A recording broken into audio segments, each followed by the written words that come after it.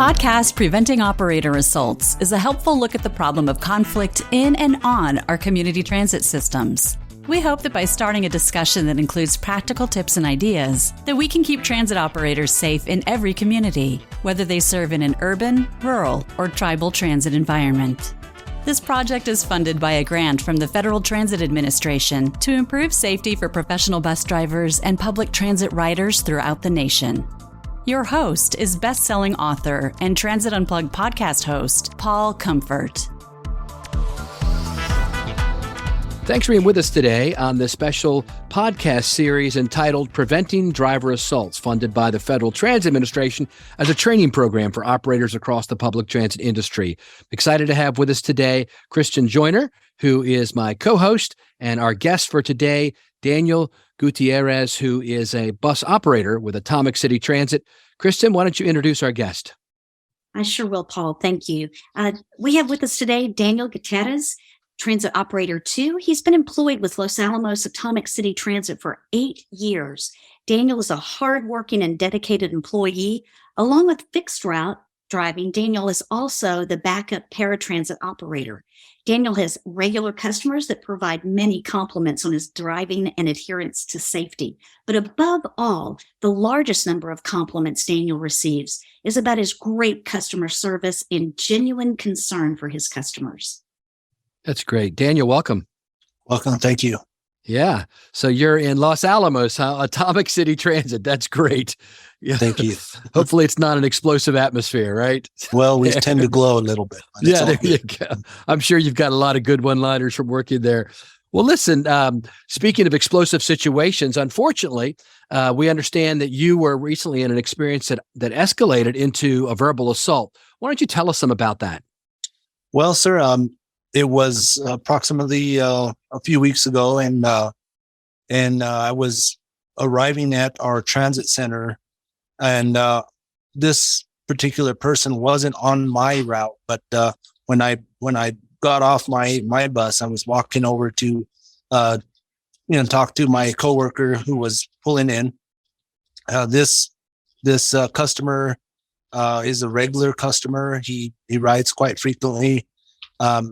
As he was coming off, he started to point his finger at me and make an accusation or a question with an accusation, asking me about whether if my son was filing a lawsuit against him. And at that point, I was like, no, you have me confused for somebody else.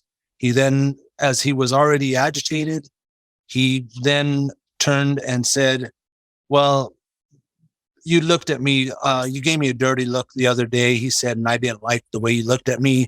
And he proceeded to tell me that if I ever looked at him in that way ever again, he would cut my effing head off, and he threatened to kill me. At that point, I tried to talk to him and say, hey, I think you have me confused with someone else. I've never given you a dirty look, but if I have given you the wrong impression, I apologize for something that I didn't do. And he was still agitated. He continued to make threats. He walked away. He was yelling at the sky. He was clearly not in the right mind at that point. I then called my supervisor, talked to my coworker, and at that point, the customer in question approached some of my other coworkers. There was a lead operator on duty. I went to go tell him about the situation. He then again came to verbally attack me. He threatened to beat me up. He tried every which way to push my buttons by, trying to insult me in ways that, questioning my manhood and, saying, come on, and, things like that. At that point, I walked away from him, even though I was agitated myself, and I chose not to confront him in any way, verbally, physically, or anything like that. And I walked away. Law enforcement did arrive timely. My management did arrive quite timely. So that was very good. So Daniel, it sounds like that you really kept your cool, which is awesome, especially when someone is being so personal in their attacks. What training had you received prior to this incident, and how do you believe that that training helped you work through that? Well, we do receive training here at my employers, and we did have a series on assaults and what to do, and I forget the name of the training, what it was, but we do have it quite often, and I did learn a lot from the training.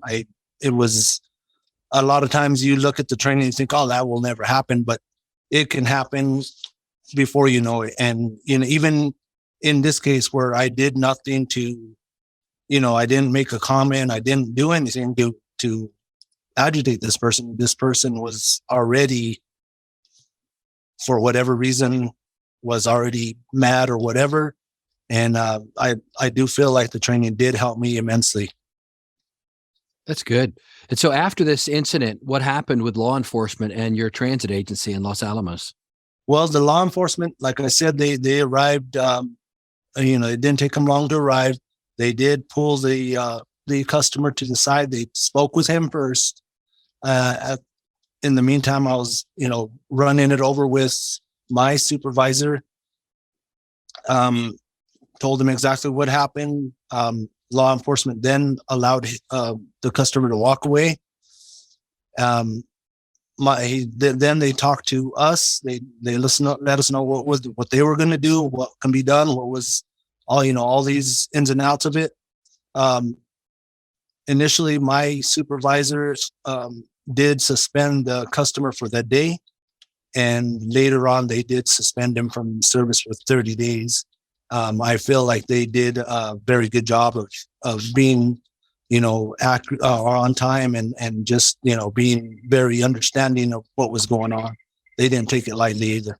It seems like they really supported you. And I think that when you're in the field like that, and you're a professional driver, you want to be supported by. Yes, ma'am. Yes, ma'am. It also sounds like that you had some good policies in place as it relates to passenger responsibility in the way that they need to behave.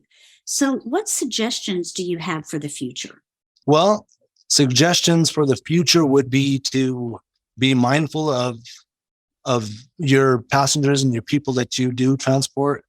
You do see them, a lot of them, you do see them on a daily basis, and you do see their different moods and how they are and how they interact with other people. And it's good to know who you're driving around and what you think they could actually be capable of without making any, pre-assumptions about them, of course, but just getting to know them.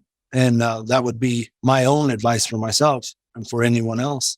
Yeah, that's good. I think, you did what is often called de-escalation. You didn't try to escalate it any, you tried to de-escalate it. Is there any other advice you'd give to other professional transit drivers?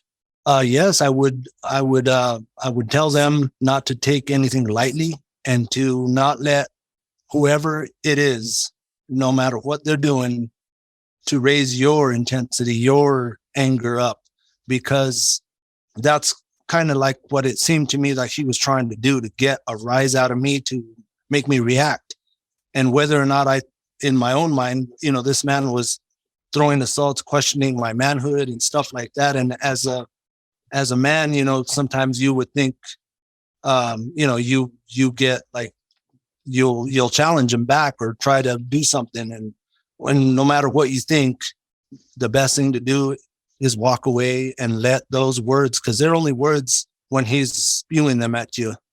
He hadn't thrown any kind of punches or anything like that. So, at that moment, I knew that the words can only do so much, and not to let those words push your buttons.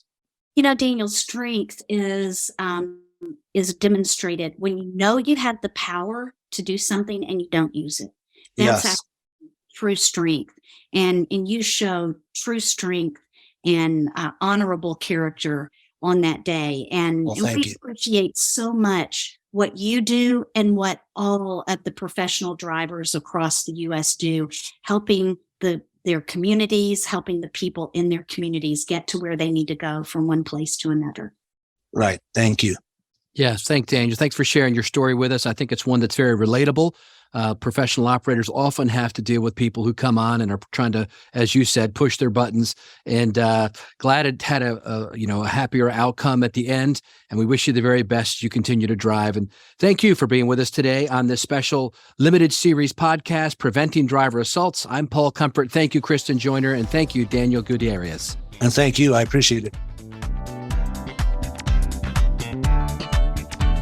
All comments, tips, and ideas are the express opinion of the individuals and do not necessarily reflect the opinions of Transit Unplugged, the Federal Transit Administration, CTAA, SWTA, TTI, or their subsidiaries. Thanks for listening.